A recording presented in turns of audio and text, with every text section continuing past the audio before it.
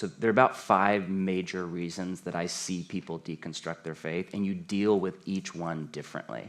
So the 5 would be this. 1, this would be the main one I see, people who've had a traumatic or wounding or bad experience in the church or in their family of origin. Most of the time in a conservative church, almost always in a conservative church. They had some kind of a bad experience. I just found out, I won't say his name, one of the most famous Christians who's publicly deconstructed their faith in recent years. I just found out that his dad was a pastor who was sleeping with their babysitter, and then his pastor had an affair, and then the pastor who replaced him had an affair. So like that screws you up. And I just have viewed this person as like an enemy of the faith, and I think this person is.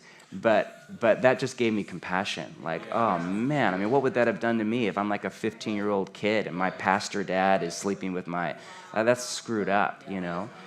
So many people have had everybody's had a bad experience in the church, because part of the role of the church is to bring sin to the surface. That's a whole other thing. But people that have had a wounding experience. Second reason would be poor teaching. The church has a teaching function, and when people grow up under poor teaching, that can be a massive turnoff, because what people are actually rejecting, they think they're rejecting Christianity or Orthodoxy or Jesus. They're actually rejecting like a really bad version of Christianity. So, you know, when people are brought up I don't want to get into a theological thing, but maybe some of the furthest extremes of Calvinism, when people are taught that, you know, you were raped for the glory of God and for your good, which I think is a false teaching, or when people are taught that some people are created by God to burn in hell forever in conscious torment to God's glory, I'm like, whoa. You know, you grow up, or just people are given really just shoddy theology. People will often react against that because, like, I don't want to be a part of that. That's not, you know. And are we standing in moral judgment against God? Is that actually what Scripture teaches? But when you're taught, no, that's what Scripture teaches, then it's hard not to reject Scripture, you know. Third reason would be what you just said. One of the things you said, many good things you said, would be that some people just want to sin. I don't know, like a nicer way to say that. But if you look at, you know, the number of people that deconstruct, and then it comes out like, you know, this is an older person example, but like they are divorcing their spouse, or they're actually in an open marriage, or they're living with their girlfriend or boyfriend. It's like, oh, I wonder if those things go together, you know? So some people just want an excuse to sin without guilt.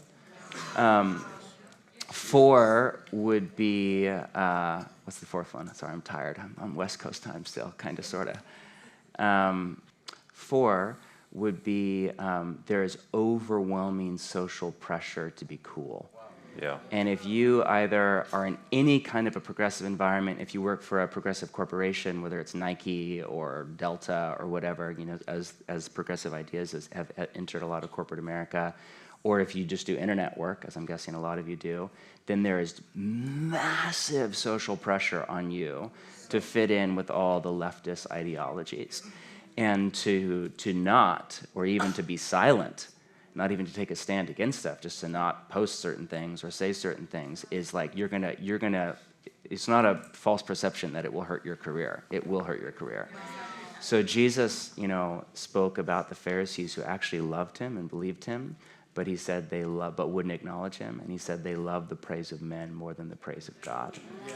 So some people, especially, you know, not to like Enneagram people or whatever, but certain people for whom like the approval of others is deeply connected to their emotional well-being, find it incredibly difficult to stay orthodox when their coworkers or their boss or people on the internet are, you know, will say horrible things about you. So what, you're a bigot, or so what, you hate gay people, or so what, you think people burn in hell, or whatever nonsense, you know, people say. And then the final reason that isn't talked about as much is I think there's like a satanic, demonic thing behind it. And, you know, Jesus said to Peter, Satan has desired to sift you like wheat, but I have prayed for you that your faith may not fail. So some people go through seasons of demonic assault where there's some kind of a full-on demonic pressure against their faith that is trying to rob them of any, and they might experience it as doubt, they might experience it as lies coming to them, as deconstruction, as the wrong friends, as attack on the internet. But some of that can be demonic. Like some people are demonic. I went through a season where I felt I almost lost my faith. I came really close. And in hindsight, it was a combination of poor teaching. I was reacting against some of the evangelicalism that I grew up with. And thank God for N.T. Wright and a couple other really good writers that honestly kind of saved my faith. And it was full-on demonic. And so I felt that scripture come to me, Satan has desired, but I pray for you that your faith may not fail. And I just persevered through it. And by the grace of God, I'm still here, and I deeply love Jesus. And my favorite part of my day is prayer in the morning. So not because I'm virtuous, just because Jesus is really beautiful.